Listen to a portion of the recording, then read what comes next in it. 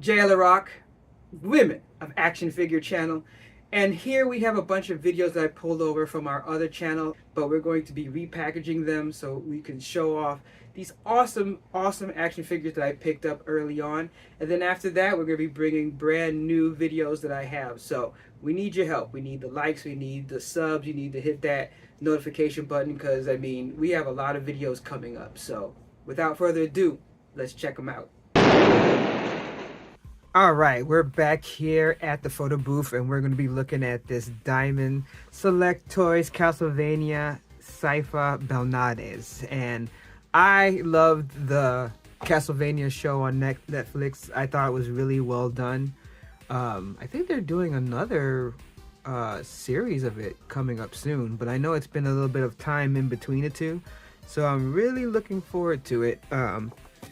When I saw this figure, actually, it was pretty pricey at first. I saw it, I think, like near 40 bucks when I was looking it up. And then I saw it on Walmart, of all places, for only $19.99. And you know me, as a percent off collector, that was the right deal. So that was a good bargain, so I got that done.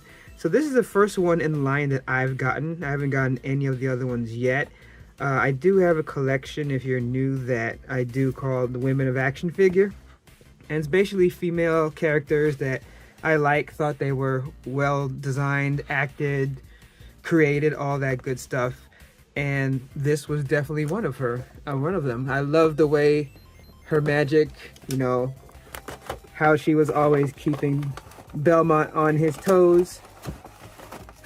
I thought it was actually a really interesting character. And this looks like a really interesting figure, so I really wanted to check this out. So we see it here in its plastic prison. I really like just right away what I see, that the hands come with like different spells, which I just think that's a cool thing. So we'll take a look at those first before even looking at the figure itself. Get these out. I like the different colors on it. It's kind of funny, it almost looks like ninja stars or something. So it looks like basically it is 2 extra sets of hands, and then you have the base. So that's cool. Let's say goodbye to that. Alright, so let's start with the more basic spell hands. So that'd be these 2 here. So basically these are the hand motions that she made when she was going to cast a spell. So this is pretty cool. So, you know, you don't see the spell yet, but you're basically putting together, I guess, the finger signs to do that.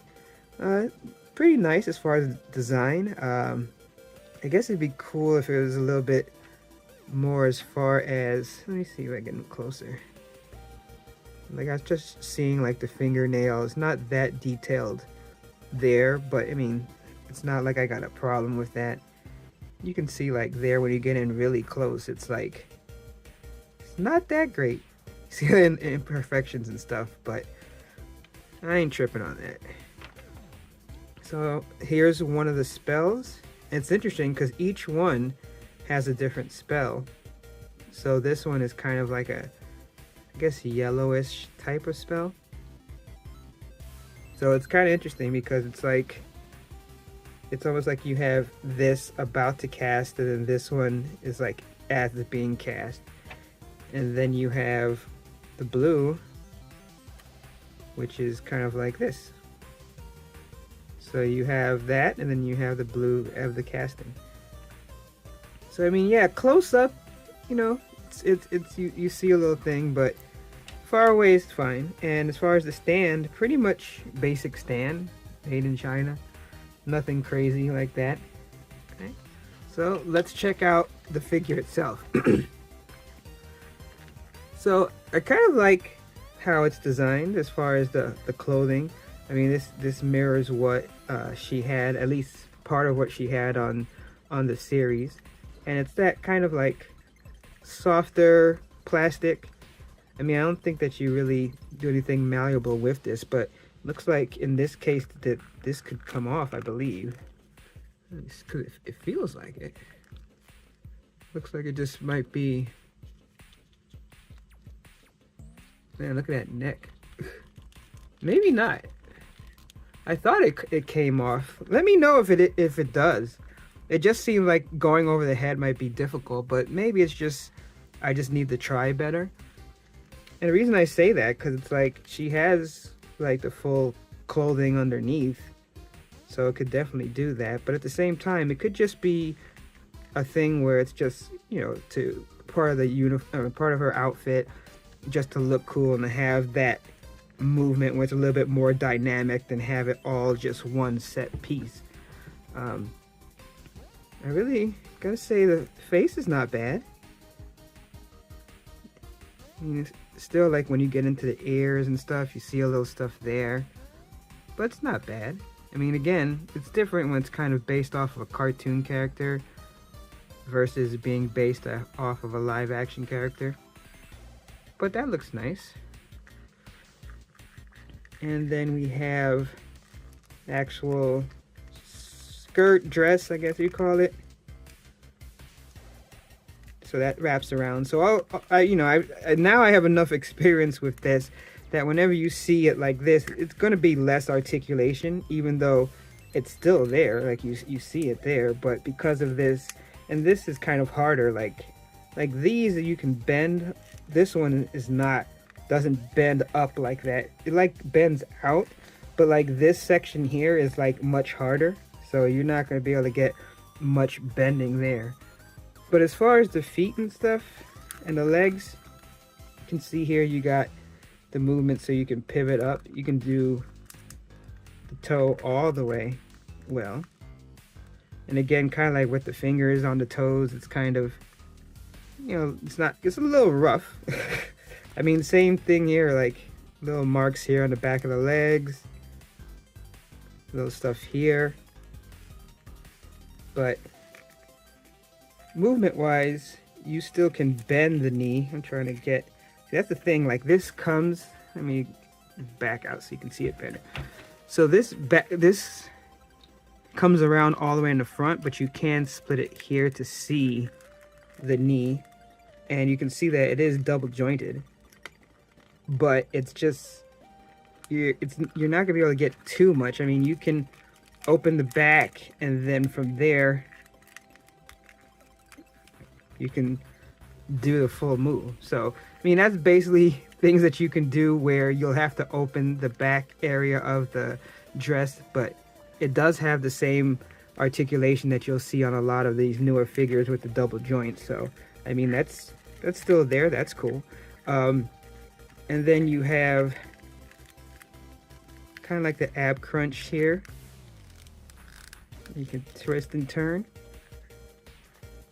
And as far as the hands, so these are the basic hands. Again, with the collar, it's a little less movement, but I mean, this does match what she was wearing. And of course, you can turn the hands and stuff, especially considering you can remove them. So you can see here in the fingers, kind of malleable, but not really. So this is kind of more just that open palm look. So of course you mix and match and everything like that. And then it is really stiff as far as bending at the elbows though. I mean, you can rotate at the elbow and you can rotate at the shoulder, and then you have this kind of range of motion as far as the shoulders. But bending the elbow, no, not really. I guess that's because, unlike, I don't even know if it has a double joint. I can't look underneath it to see, but you can see right there, that's where it bends. But I mean, that's as far as you can get. I mean, I guess I could really push it, but you see right there is that's kind of like you're limited as far as your range of motion. So most of it will just come from underneath here. You can see here as far as the shoulder. So you are able, a lot of it is closed in because of the clothing. But and then this is kind of stiff too because it's new. But I mean, you can move it and get into position. So I mean, it's closer like that.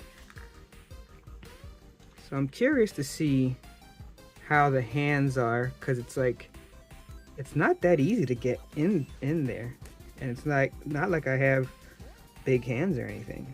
So you see how that comes off. So that was easy. And then it's just the peg hole there. Okay, and then that went in pretty easy. So there you go. So swapping hands out and things like that is no problem. So let's put her on the turntable and get our final thoughts. So as far as posing, oh, got the little gangster lean going on. So yeah, basically with the clothing the way it is, you're going to end up having a little bit more of a challenge getting into the correct poses. There's definitely poses you can make, but I mean, as you can see, what you're kind of dealing with here is this bendability coming up against this cuff, and then lining up the shoulder here because you have this also pushing down on it. So you can't really do too many of that like close in your face type, I guess poses, unless I'm missing something. I guess also one of the good things is with the way you can rotate the actual hand and the elbow and at the bicep, and then of course the shoulder, it does give you that ability. So that's basically how I see I'd be doing most of my posing and stuff like that, is moving the elbows and the shoulders one way, and then also adjusting the wrists would be in the hands another way to give you more movement. But it's basically because of the way the clothing is set up, you're going to be limited in what you can do. But then again, I mean, she was a spellcaster, so I guess depending on the poses that you would want to put together, I think that most of the spellcasting poses you can do. I know that when I watched the show, a lot of her hand movements were more farther away from her body. So that's pretty, that's fine. I mean, I think, like I said, with the earlier one, you can get closer. So like, I think it's just a matter of playing around with it, but you can't get like super close into the body. So it's just one of those things that I think also maybe with time, as it loosens up, you're able to get better articulation. So maybe that'll be something that I play around with as far as once I'm able to play around with the joints, get them a little loose and stuff like that. And as far as the base, I mean, the base fits fine. Both pegs on the feet fit into it, so that's fine. And really, it doesn't have a problem standing by itself. I mean, on a turntable, it's a little bit more, but I think with the clothing and all that, it's just a matter of getting that balance right. But I mean, that's basically with any figure. But I think also the way the feet articulate, sometimes it can be difficult, but that could also just be me, because I'm still learning how to get posing and stuff like that done correctly. So you can see it does stand without the base, and doesn't look off or anything. So I have to say, I'm happy with this. I mean, with the little issues as far as like how it looks with the paint, like on the fingers and like the legs and stuff like that, I think that if I paid $40, I'd probably be a little bit more upset about that. But paying basically $19.99, $20 for that, it's not something that I have a problem with. But for me, a lot of this stuff is more about the nostalgia. It's about the character than about exactly how much articulation or how much the sculpt is like exact on. But since I've been seeing a lot of different action figures, it's gotten to the point where I'm starting to see just the differences when someone puts in that extra detail and when someone doesn't. So once again, thanks for hanging out with me and checking out another video and action figure unboxing. Thanks so much for watching, and we really need your help to grow this channel. We want to spread these awesome women of action figures all around YouTube, and you know how the algorithm is.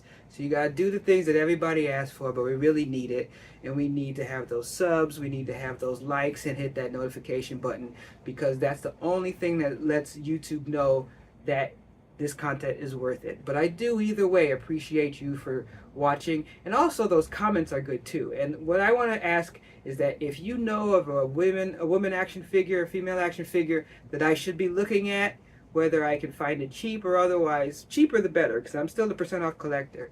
Let me know in the comments, and I will try my best to add that to the collection and add another video. But until next time, thanks a lot.